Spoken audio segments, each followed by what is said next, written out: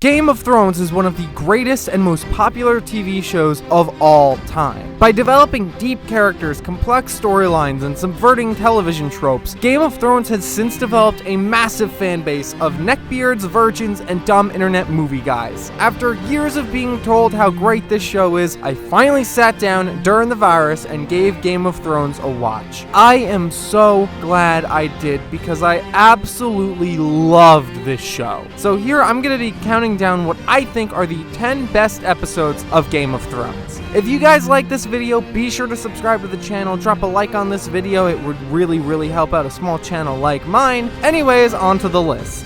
Number 12, Season 1, Episode 9, Baylor.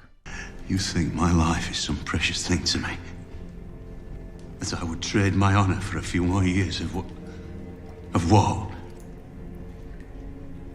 Baylor is the first real episode of Game of Thrones. Let me explain. I genuinely believe that every great television show has two first episodes. First there's the pilot, and then there's the real first episode. You know, that first episode that really makes you realize what this show truly is. Breaking Bad, you have Crazy Handful of Nothing, Community has Introduction to Statistics, and Game of Thrones has Baylor. Ned Stark is hyped up in the first season as the main character of Game of Thrones. He's a typical fantasy hero, he's honorable, lovable, and a truly good person. Everything in this show is telling us that Ned is about to die, but given television conventions, we expect Ned to make it to the last episode of the show, and then maybe die. His situation keeps getting more and more grim, but we still don't really believe he's gonna die, because that's what every other television show would do. But Game of Thrones is not every other television show. When we see Ned get beheaded, every single person watching suddenly gets what this show is about. Heroes do not win in Game of Thrones. Smart people do. Honor doesn't make you live. Seeing a situation and putting yourself in the most strategically advantageous position does. It was a shame to see him go, but it made us all realize what show we were signing up for.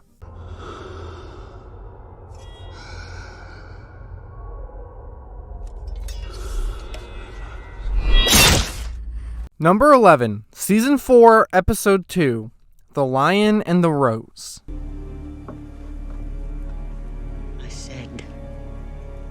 Kneel! Look, the pie! Alright, let's be honest, everyone watching this show was just so happy to see this child choked to death from poison. The Purple Wedding is so good because it starts the single best arc in the entire series. Trying to figure out who killed Joffrey. This episode starts with Tyrion breaking up with Shay, which was just heartbreaking because you could tell Tyrion is very much so in love with her, but he knows that Westeros is too dangerous for her. So for her own good, he pretends to be this complete douchebag and dumps her. It's really tragic. What's so great about setting up this murder mystery is just how many possible suspects there are. This episode shows perspectives of dozens of characters who could all potentially benefit from killing Joffrey. I remember being so captivated by this that the next day when I went to work, I literally spent the entire day thinking about every possible suspect and trying to figure out who killed Joffrey myself for the entire shift, 8.5 hours. So this episode definitely kept me thinking. Okay, I know that this next part is in the following episode, but I just really love this moment. To further the family line. Do you know how that happens? Yes? Yes, but has anyone explained the detail to you? I don't think so. It's all relatively straightforward. Yo, this guy fucks. I love looking back at this episode after seeing the whole series and just noticing Marjorie pushing the pie onto Joffrey. Look, the pie! And yeah, watching Joffrey torture Tyrion pissed me off so much, so seeing Joffrey get this brutal of a death afterwards is just very satisfying.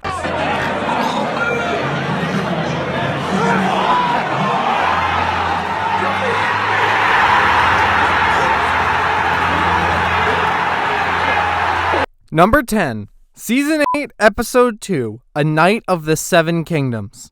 I remember the first time we were here. First time I saw this hole, you were a golden lion.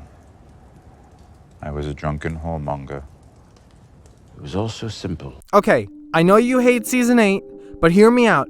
This episode is actually really good. This episode is when everyone knows that the army of the dead is marching up onto Winterfell. Everybody knows that this huge battle that the entire show has led up to is about to happen, and that there's a good chance that they're all sharing their last moments together. It's an episode that's just hauntingly ominous. If you knew you were going to die, how would you want your last night on Earth to go? There's just so many beautiful character moments that happen as they share their last laughs and drinks with one another. They're all trying to have fun together, but there's this underlying sense of everyone just being terrified. It's a very, very uncomfortable mood to have. Arya doesn't want to die a virgin. I respect it. Tormund pretends to be a feminist to get laid. I respect it. But the best moment in this episode is Brienne being knighted by Jaime. Her life goal that she's been working for and earned for the past 8 seasons was just given to her, and it was so special. I know that what follows this episode is disappointing, but I really believe that this is the final, truly great episode of Game of Thrones. We might as well love this episode because it's the single best send-off to these characters that we have. Arise, Brienne of Tarth, a knight of the 7 kingdoms.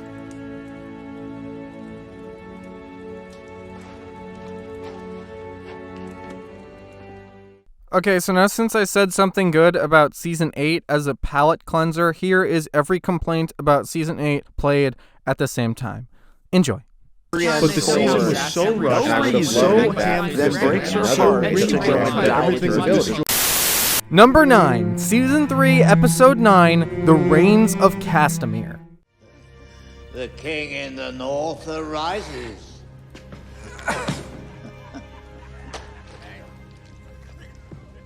The Reigns of Castamere is easily the most iconic episode of the entire show. Ironically, because it's the single most disappointing episode. Okay, second most disappointing. But so many satisfying moments in this episode almost happen, but then just don't. Bran and Rickon almost reunite with Jon Snow.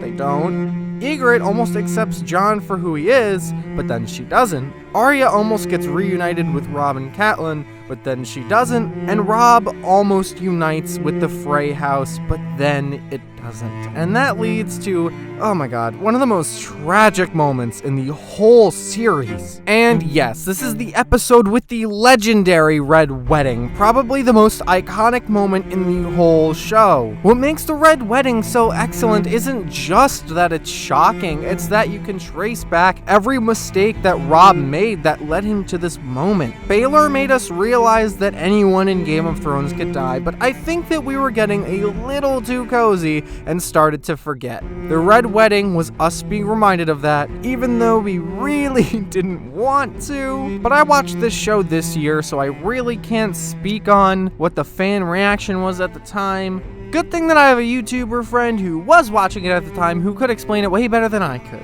There's something people have to remember about the Red Wedding when they try to figure out or remember why it was so special. Yes, death mattered and no one was safe after Ned Stark lost his head in King's Landing, but people actually thought the Starks could win, that Robb could win. Yeah, that's crazy to think about now. A lot of people, including myself, were under the impression that this was a tale of the Starks coming back together and getting revenge against the villainous Lannisters. How could that happen if the eldest of the family not only lost the war, but died? Well, turns out, a lot of us realized that we were anticipating the wrong story, and witnessed what still is one of the greatest plot moments in all of Game of Thrones. The Lannisters send their regards.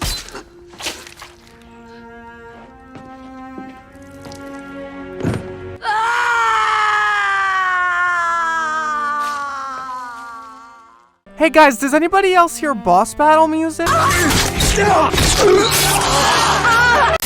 Number 8, Season 5, Episode 8, Hardhome.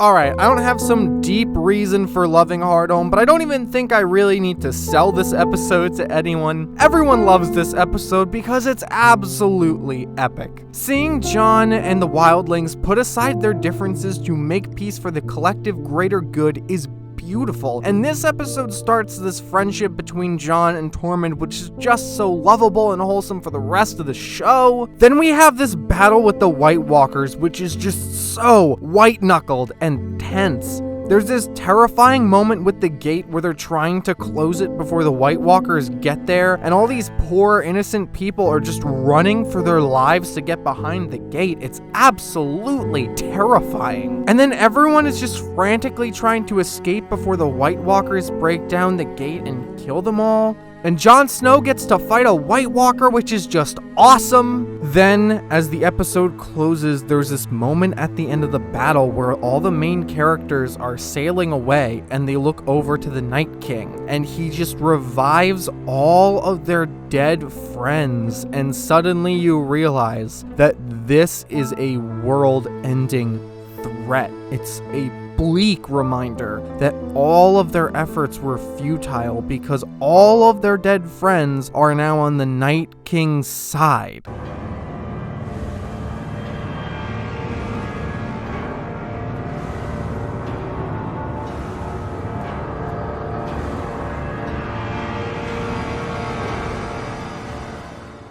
Number 7, Season 2, Episode 9, Blackwater.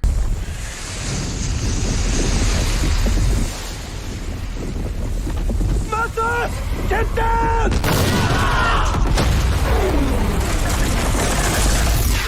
Blackwater is brilliant. Blackwater is Game of Thrones' first huge battle episode. Blackwater started this amazing trend where before the season finale, a bunch of seasons would have this massive episode-long battle, and they all made for some of the best episodes in the whole series. And none of them would have been successful if it wasn't for Blackwater. Of course, there was the previous mentioned Hardhome, and there are other episodes that I'll get to later in this video. Here we have Stannis Baratheon's army trying to break into King's Landing. Meanwhile, the Lannisters are doing everything in their ability to stop them. What makes this episode feel unpredictable is how it's like an epic chess match of tactical battle decisions and power plays. To start, everyone is hyping up how Stannis is some kind of shoo-in to win because he has the bigger army. But then the Lannisters blow up Stannis' ship, and suddenly you think that the Lannisters are gonna win. Then Joffrey leaves the battlefield, disheartening his troops, and now you're back to thinking Stannis is gonna win.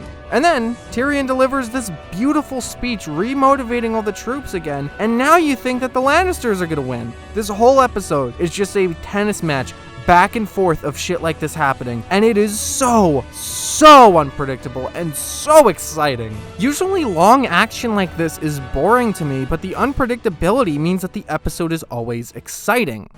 Don't fight for honor, don't fight for glory. Don't fight for riches because you won't get any. This is your city Stannis means to sack. That's your gate he's ramming. If he gets in, it will be your houses he burns. Your gold he steals. Your women he will rape. Number 6, Season 4, Episode 8, The Mountain and the Viper.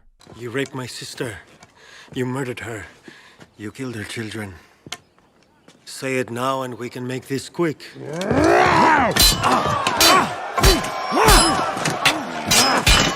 So this episode we have Ramsay Snow becoming Ramsay Bolton, the Hound has more travel shenanigans with Arya, and Littlefinger rubs his dick all over the Vale, but the meat of this episode is Tyrion's trial by combat. Tyrion and Jaime have this beautiful conversation where they recall a dear childhood memory together. There's this palpable sense of terror from both of the brothers as they're completely unsure whether or not Tyrion will live, or if they'll ever have a conversation like they used to have. It's a really tragic scene with a really heartbreaking underbelly, despite the fact that they're forcing smiles between each other. Prince Oberyn fighting the Mountain is the best 1v1 in all of Game of Thrones. Prince Oberyn is the hero here. He's fighting against a corrupt system that allowed the Mountain to assault his sister and kill her and her children. This fight is kind of like a mini battle of Blackwater Bay with how much back and forth there is.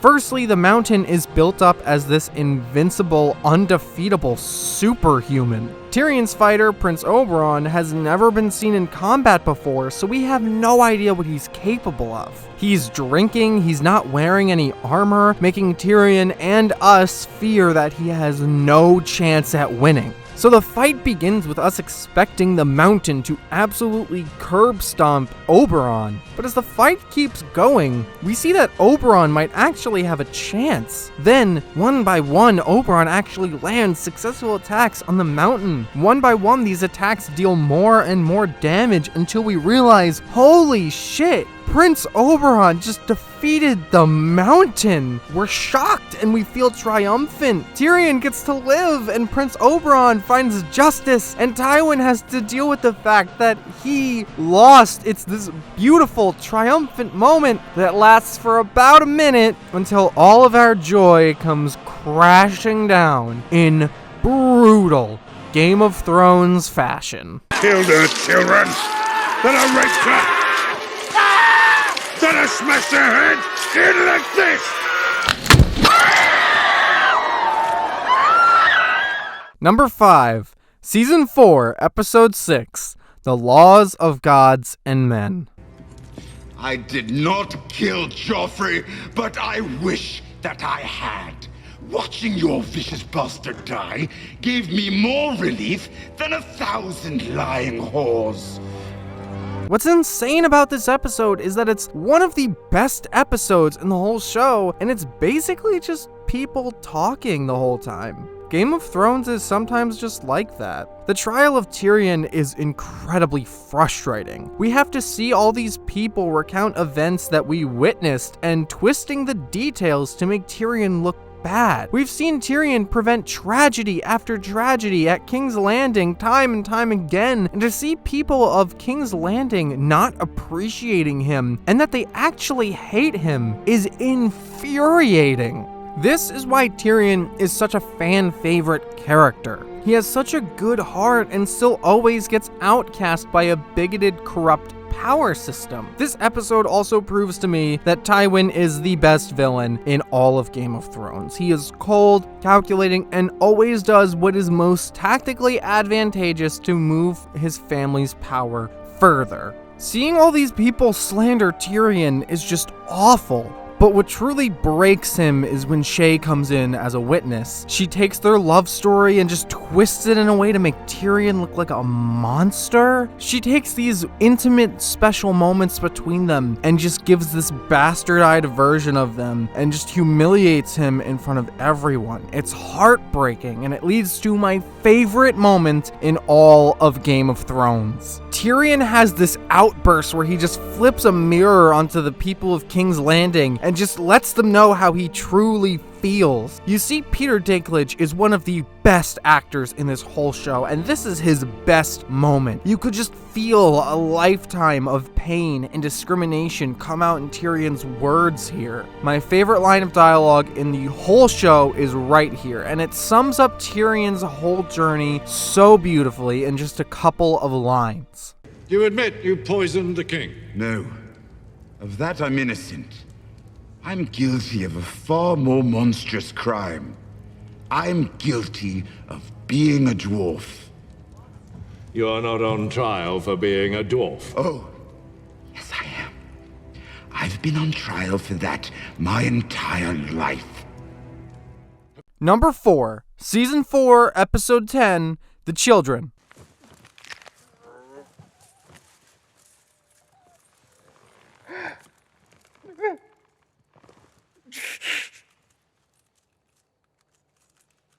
The Children is one of the best season finales in the whole show. First, we get to see Jon going to meet with Mance Rayder, then we get to see the Hound versus Brienne, which after the Mountain and the Viper is probably my favorite 1v1 in the whole show. The build up to this fight is so great because you can see why each one of them have a reason to distrust each other. I love the way that when they're finally fighting, there's no music being played. The meat of this episode is what happens with the Lannisters. The downfall of Tywin is just so perfect, and it's one of the most satisfying events in the whole show. I love how literally every one of his children betray him in this episode. Cersei tells him about her and Jaime, Jaime frees Tyrion, and then Tyrion ends up killing Tywin. I love how Tywin spent this whole show ignoring the emotional needs of his children for the good of the family legacy, and that's what ended up leading to his downfall. I love that to add insult to injury, Tywin just has sex with Tyrion's ex-girlfriend. Tywin is so unapologetically a cunt, and I really admire his dedication. This final interaction between Tyrion and Tywin is just perfect. Tyrion holds a bow and arrow up to Tywin while he's on the toilet, and it really feels like this is the most honest conversation that these two have ever had. All my life, you've wanted me dead. Yes. But you refused to die. I respect that. Even admire it. That's the most brutally honest thing anyone in this whole show has said. I love the fact that Tywin, this proud, pretentious guy, dies on the toilet. It just says so much about what the idea of power can do to someone's mind. Tywin and Tyrion's dynamic was my favorite character dynamic in the entire show, and it ends in just the most perfect and satisfying way. Are you afraid of a dead horse? You shot me. You're no son of mine. I am your son. I have always been your son. Number 3. Season 4, Episode 9, Watchers on the Wall.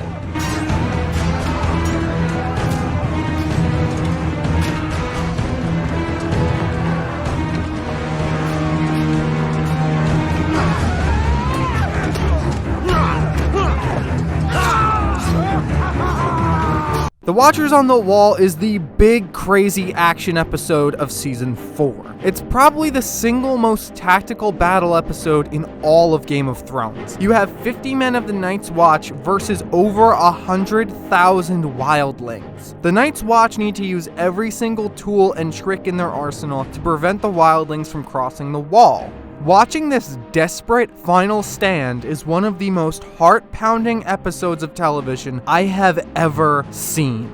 The action is how all of the best Game of Thrones action is. Unpredictable and bloody. I love seeing this man of the Night's Watch freaking out and then Samwell comes over to calm him down. Samwell is just such a great character. I loved seeing my boy transform from a young, scared pro Smash player to a brave and confident man. This scene just confirms that. I love how Ygritte spends this whole episode looking for Jon Snow. I love this moment.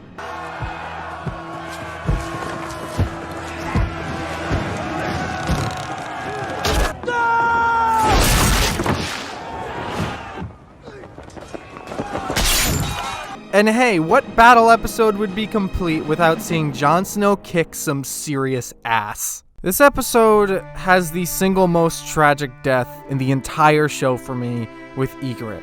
Seeing how Ygritte challenged Jon Snow's prejudice, fell in love, and then died right in front of him it just broke me.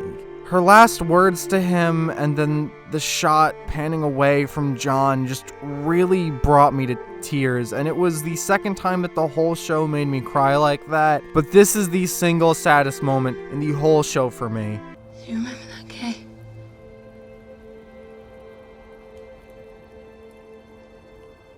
We should have stayed in that cave.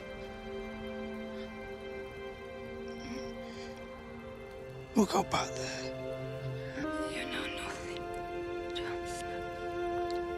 I remember seeing this episode for the first time, and I thought to myself, this is it.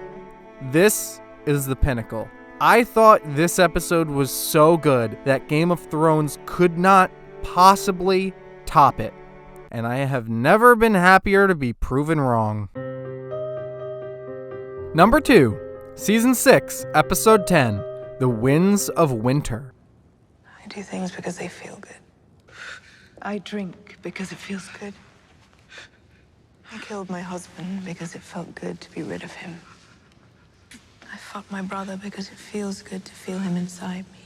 The Winds of Winter has so many incredible moments that it's kinda hard for me to find a place to start. Firstly, the opening sequence is magnificent. You have everyone preparing for the trial of Cersei Lannister and Loras Tyrell. The visuals coupled with the music feel hypnotizing. The song Light of the Seven is played here, and honestly, it's my favorite song in all of Game of Thrones. It fits the scene so well and builds such an intense atmosphere. Slowly as the trial goes on, everyone realizes that Tommen and Cersei haven't shown up, and that there's a great reveal that Cersei has planted bombs underneath the sept. I love the way Marjorie is the only person to realize that Cersei is up to something. The way that she just panics before the bombs go off is awesome. This scene is so tense for the entire 25 minutes. Then seeing the explosion is just incredible. We get to see all of the seven die in this gruesome event. I love seeing the look on this guy's face when he realizes what's about to happen to him.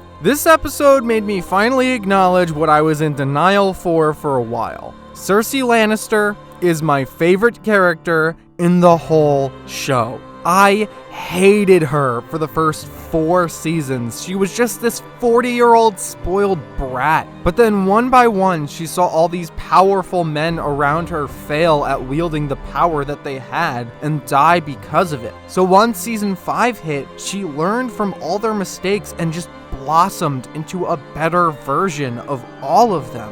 It's such an incredible character arc, and seeing her finally destroy all of her enemies in King's Landing and take power in this one move had me cheering. Then the rest of the episode has so many character arcs conclude that have been building since the first episode of the show. Cersei becomes queen, Samwell becomes a maester, Jon Snow becomes king of the north, Dany finally gets the boats to bring her army overseas, and Tyrion becomes hand of the queen, not because of his money or his family name, but because he earned it himself through his own actions. These are all moments that perfectly cap off these character arcs and feel so naturally built up to with the perfect payoff. This feels like it could have been the series finale. So many characters have such a satisfying conclusion in this episode that if it had somehow gotten canceled after this, I don't think I would have been that mad.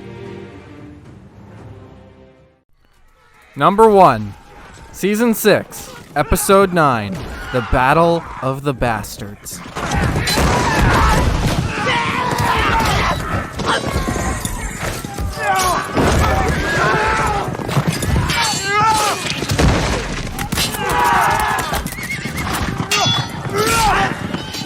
The Battle of the Bastards just feels different from any other episode of Game of Thrones, different from any other episode in television's history. This whole episode just has this somber, eerie tone in every single scene. In this episode, Jon needs to take back Winterfell with an army half the size of Ramsay Bolton's army, who's going to defend Winterfell to the bitter end. The conversation between Ramsay and Jon and Sansa is so layered. I could pick apart every single line of dialogue in this scene and come up with some kind of meaning to everything each character says. I love the mind games that Ramsay plays with Jon and Sansa. I love the way Ramsay admits that Jon actually has a point and that Ramsay can't come up with a rebuttal to what he says.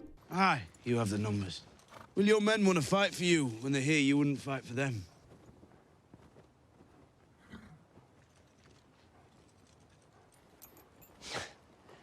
He's good. Very good. I love this scene of everyone making plans. You can just feel how stressed out everyone is in this moment. But the heart of this episode is the battle between Jon and Ramsay. Yes, the physical battle is excellent, but the emotional battle is so much deeper. Ramsay and Jon both grew up being discriminated against for being bastards, but Jon was raised to be honorable and kind. Meanwhile, Ramsay grew up being evil and twisted. Jon is fighting for his home, his sister who was raped by Ramsay, and his brother is Ramsay's prisoner, and all of the men that he has gained the trust and respect of. Ramsay is fighting for the life that he just attained for himself and the power that he's so high off of. They're complete polar opposites, two sides of the same coin, and it makes this battle so perfect. I love the way Ramsay uses Rickon as a trap for Jon. I genuinely believe that Ramsay missed those first 3 arrows on purpose to give Jon some kind of illusion that he has a chance to save his brother. Rickon's death is heartbreaking, not because we care about Rickon, but because we can see the devastation on Jon's face. The shot of Jon facing down Ramsay's army is genuinely the best shot in the whole show. Seeing him drop his sheath, seemingly accepting that he either needs to win completely or die trying. The battle was the best battle in the whole show, and I'll say it, the best action sequence I have ever seen. I was genuinely sweating and gripping my fists for probably a half hour while watching this. There are so many moments that make this action feel real and terrifying. I love seeing the difference in attitude between Davos and Ramsay. That was just kill our own men. Stand down. Yeah! This one take probably cost them like $1 million. Seeing Ramsay's troops surround Jon's legitimately made me feel like we're about to see something that made the Red Wedding look like child's play. Jon being physically and mentally exhausted and just beating the shit out of Ramsay was so satisfying. And to top it all off, we have Sansa confronting Ramsay and letting the dogs kill him. Your words will disappear. Your house will disappear. Your name will disappear. All memory of you will disappear. Thank you for watching my YouTube video. I put a lot of effort into these videos, and if you liked it, you should subscribe because you've watched this far into this really long video, so you should definitely subscribe. To everyone watching, to everyone subscribing, I appreciate you guys so much, and tell me what your favorite Game of Thrones episodes are. I would really appreciate seeing that, and thank you, goodbye.